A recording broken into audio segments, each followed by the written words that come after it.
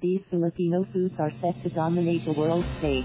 The Department of Trade and Industry, DTI, is upping its promotions for players in the food industry. I had the pleasure of speaking with Senen Perlada, Director of the Export Marketing Bureau of DTI, at the Thaifex-World of Food Asia Expo in Bangkok last week, and it was great to hear about the government's grand plans for the food industry this coming 2020.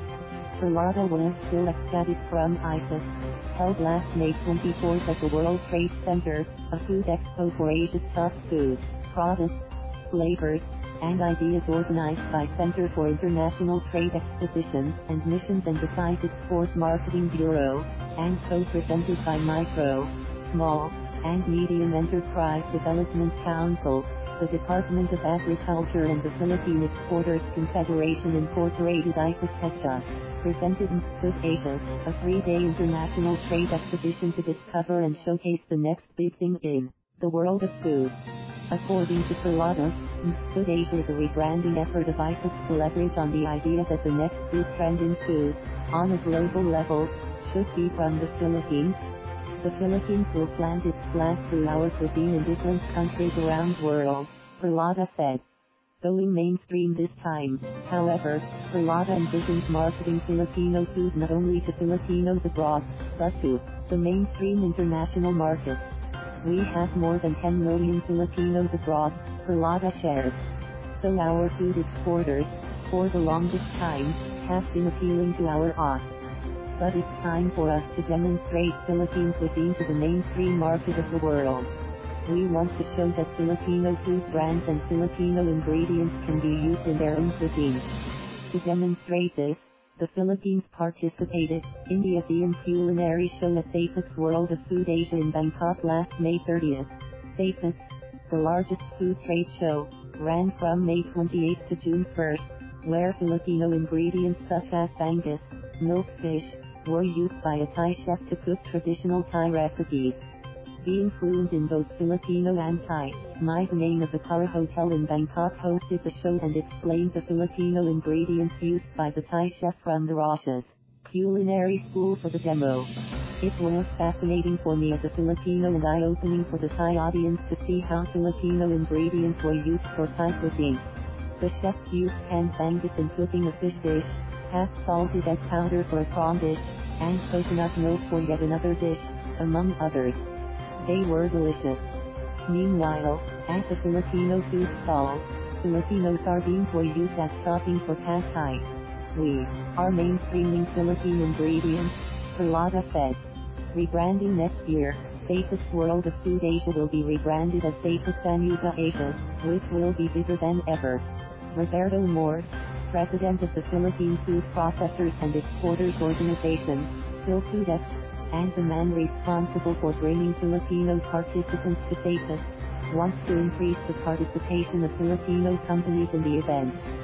For this year, there were 30 Filipino companies who participated, almost double the number of participants last year.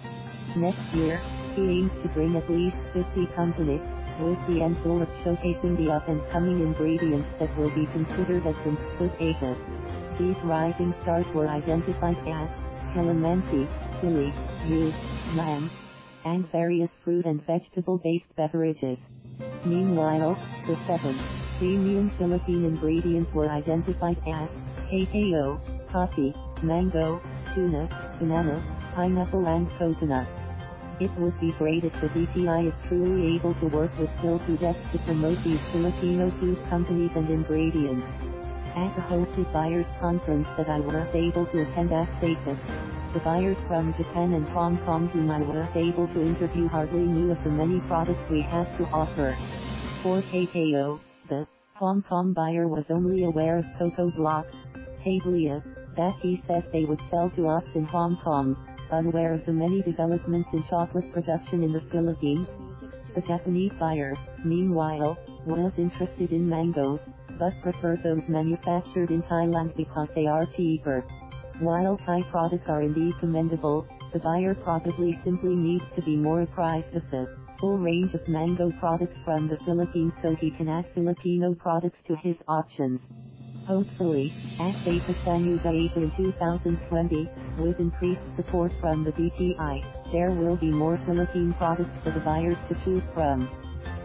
Our BTI-Export Management Bureau, though, might want to consider getting inspiration from Thailand's Department of International Trade, Promotion, CIP, and Thai Chamber of Commerce.